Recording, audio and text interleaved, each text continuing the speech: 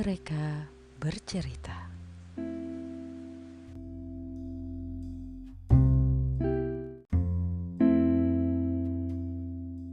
Welcome to Mereka Bercerita by Potre. Ini adalah segmen di mana kamu bisa berbagi cerita sama kita, apapun itu. Mau sedih, mau senang, tentang kamu yang patah hati atau jatuh hati, atau mungkin masalah yang sedang kamu hadapi. Siapa tahu, semuanya jadi lebih ringan kalau itu dibagi. Dan di episode kali ini sudah ada cerita dari Potre listener yang telah terpilih. Hai Potre, nama gue Aryo. Gue mau cerita aja gimana perjuangan gue ngejalanin LDR sama pacar gue, yaitu Gia. Awal kita LDR itu di 2008. Waktu itu dia memutuskan untuk kuliah di Jepang. Awalnya semua berjalan lancar, meskipun komunikasi terbatas. Gak kayak sekarang yang lo bisa punya akses internet cepat dan banyak media atau channel yang bisa dipakai untuk komunikasi. Biaya telepon bengkak. Pastinya. Gak heran kalau nyokap ngoceh-ngoceh di awal bulan pas mau bayar tagihan. Tapi untungnya, karena antara Jakarta sama Tokyo perbedaan waktunya gak jauh, jadi jadwal kita gak terlalu banyak beda juga. Berantem-berantem kecil sih sering. Ya namanya juga pacaran beda jarak pula. Ada aja salah paham yang kadang, tapi masih wajar. Semua jadi gak wajar ketika gue mulai kenal sama Dara. Kita kenalan gara-gara gak sengaja ketemu pas gue sama temen gue lagi hangout di salah satu cafe dan Dara muncul. Sebenarnya dia janjian juga sama cowoknya, tapi karena cowoknya belum datang dan kebetulan cowoknya juga kenal sama temen gue ini, jadilah dia sharing table dulu sementara sambil nunggu cowoknya datang. Dan kita ngobrol-ngobrol seru sampai akhirnya gue dan Dara tukeran nomor handphone.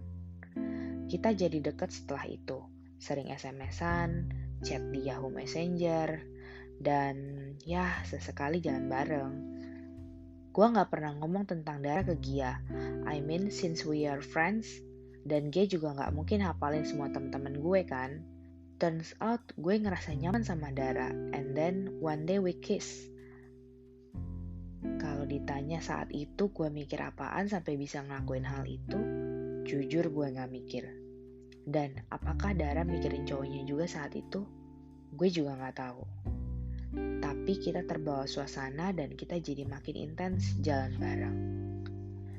Kita pun gak ragu buat pegangan tangan layaknya orang pacaran pada umumnya. Gak ada yang tahu ini pikir kita.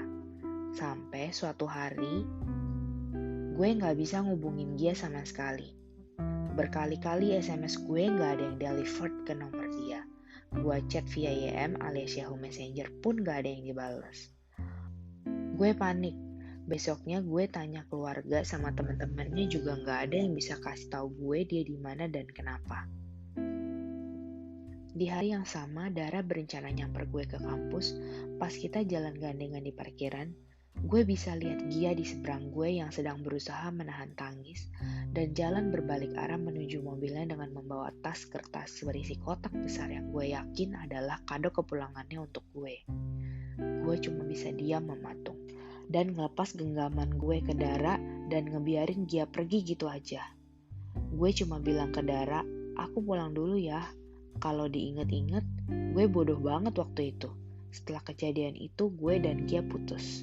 Bukan karena dia marah atau sedih dan putusin gue, tapi lebih karena gue yang malu dan berasa bersalah atas kesalahan gue saat itu. Selang setahun kemudian, gue berusaha move on, tapi gak bisa. Karena kenyataannya, gue terlalu sayang sama Gia. Ajakan gue balik sempat ditolaknya karena dia masih trauma dan takut hal yang sama terulang lagi. Setelah sekian kali gue berusaha meyakinkan dia kalau gue gak akan lagi sia-siain dia dan minta kesempatan sekali lagi, dia akhirnya mau ngebuka hatinya lagi untuk gue. Sejak saat itu, gue bener-bener gak mau nyakitin dia lagi dengan ngelakuin kesalahan serupa. Dan gue beruntung banget punya Gia yang udah ngebuka pintu hatinya dan memaafkan gue atas kesalahan yang gak seharusnya gue lakuin ke dia. Sampai sekarang, kita masih bareng-bareng dan bahkan Akhir tahun ini, tepatnya 3 tahun setelah pernikahan gue sama Gia, rencananya buah hati kita akan lahir ke dunia ini. Dear Gia, I love you. I do. Aku gak bisa bayangin hidup aku tanpa kamu sekarang ini. Aku bersyukur banget Tuhan kasih kamu untuk aku. Hai Aryo, thank you udah mau ceritain perjuangan lo dan istri lo pas masih jadi pejuang LDR. Dan pasti ini bermanfaat banget buat Potret listener lainnya yang mungkin sedang menjalani hubungan LDR serupa. Buat gak melakukan kesalahan yang sama yang pernah Aryo lakuin. Buat teman-teman lain yang punya cerita yang ingin kalian share, langsung aja kirim DM ke Instagram @potret.podcast atau email ke kita di potret.podcast@gmail.com. Cerita terpilih akan kita bacakan di episode Mereka Bercerita selanjutnya. Dan semoga bisa meringankan segala beban di hati atau pikiran kalian. See you at the next episode. Bye.